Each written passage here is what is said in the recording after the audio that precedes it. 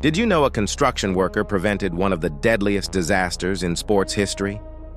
Connor Martinez was renovating a major Las Vegas stadium in 2020 when he noticed something wrong.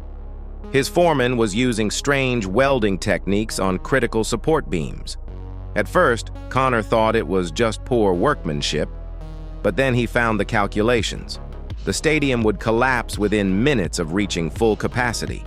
70,000 fans would die, including his own family with season tickets. Connor faced an impossible choice: stay loyal to his crew or risk everything.